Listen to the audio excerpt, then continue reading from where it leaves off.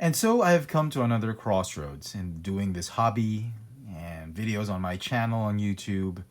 And this video will ask you guys to help me out make a decision. Should I continue or discontinue doing action figure reviews? Specifically, the Star Wars Black Series, G.I.Joe Classified Series, and the Marvel Legends. One thing to note is if you are a fan of my Transformers reviews, you have nothing to worry about. Transformers reviews are here to stay. The question being is, should I just have the channel focus on Transformers reviews and do away with these action figure reviews? Now, let me give you a background on why I'm doing this channel. You know, back in 2009, about 10 years ago, more than 10 years ago, I could review anything I wanted with very little reviewers out there on YouTube. I was one of the first ones to actually do some reviews. The community was just being set up. The community was just growing, and I would put out anything and people would watch it. Well, not a lot of people, but it would get a viewership and an audience. Also, back in the day, I could buy anything. Toys were not as expensive as 10 years ago compared to now. They were readily available, and most of the time we'd get a lot of these figures on retail. We didn't have to go too much to hobby shops. Retail shops would have ample stocks. They've got fresh stocks. They were on time. Um, there wasn't a thing called street dates back then, and we just got them. And it was very easy to do reviews. It wasn't as expensive, not as price restrictive. The old days were really great. Nowadays, because of what's happened in the world, it's not so easy now to do reviews or keep this hobby for that matter. On a personal note, I've actually had to shut down all my bakery stores, and I had a couple in different malls, and for the last 5 years, I've been shutting them down one at a time.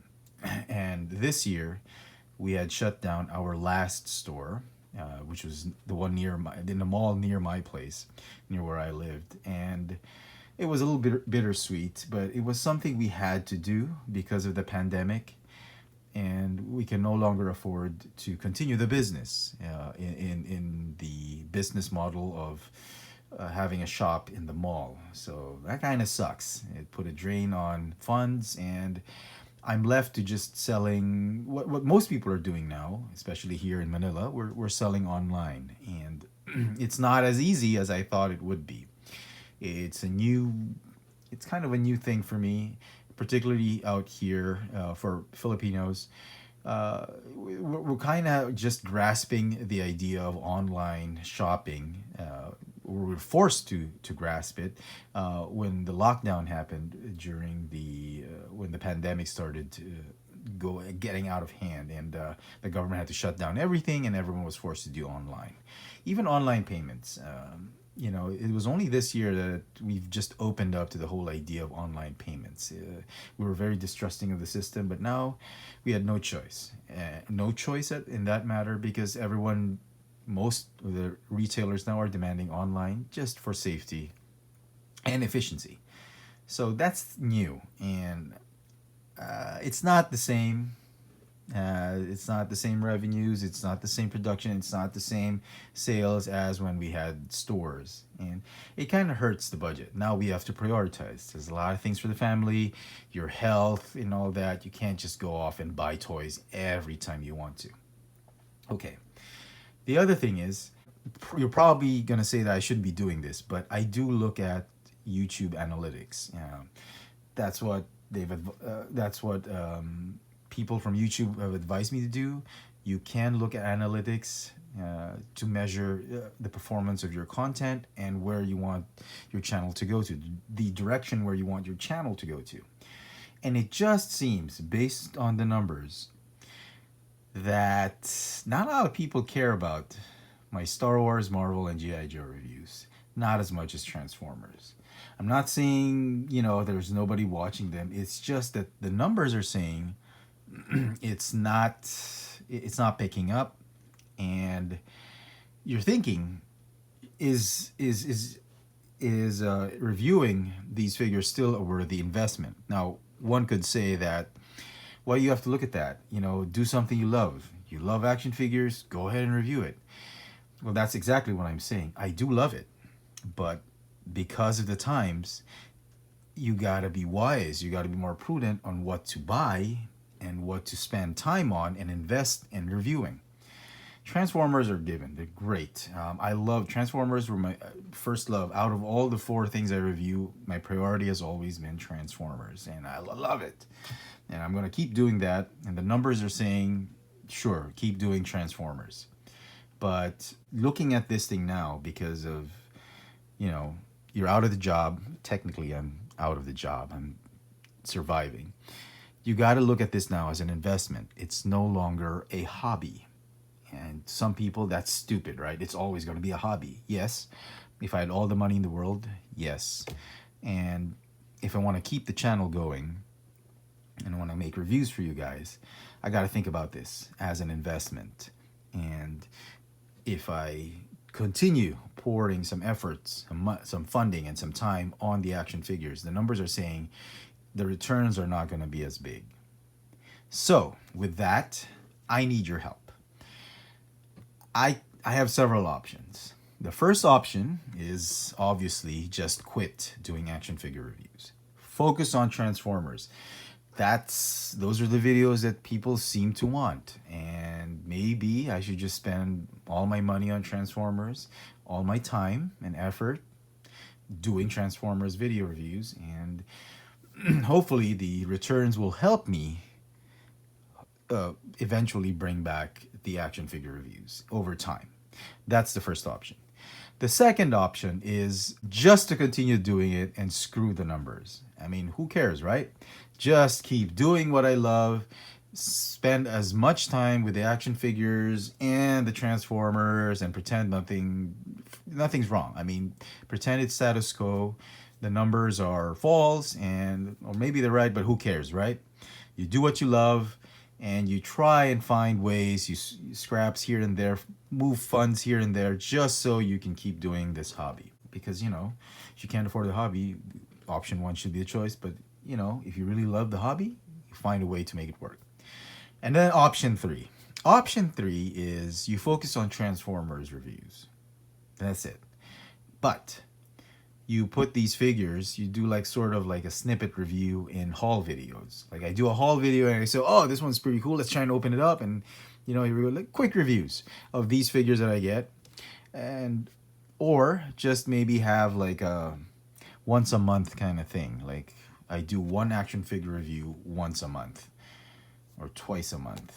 And I don't know, one action figure review a month, just so the channel doesn't become boring and it's all purely Transformers. Okay? This is probably not that big of a deal. I'm pretty sure a lot of people are probably thinking, why is he even doing this? Well, if you remember last year, I was a point in my life that I wanted to quit the whole thing. And I honestly didn't feel great. And I thought, you know, I was always at a losing proposition when I was doing this, and maybe it was time to move on. But you guys brought me back, and you showed me that it is possible to still do these things, and I thought I was better. Now, I have to decide again. The circumstance that I'm in kind of requires me to do so. So I need to make a decision. Now, the good thing is, whatever decision I make is not going to happen, not going to take effect until the 1st of January, 2021. Oh my God, I can't wait for that day. I cannot wait until 2020 is over. This year has just been amazing. Okay, I don't know. I don't even want to be negative about it anymore. It's just one heck of a year, and if you would help me, that'd be appreciated. If not, then it doesn't matter. I mean, you can move on, and I wouldn't blame you, because for a lot of collectors, this is not the problem. But for me, it kind of is. So let me know in the comment section what you guys think I should do.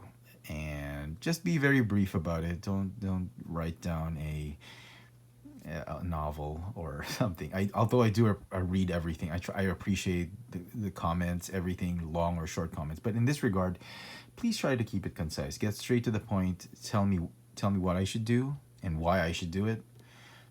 and I'll thank you for that. If not, just move on to another video.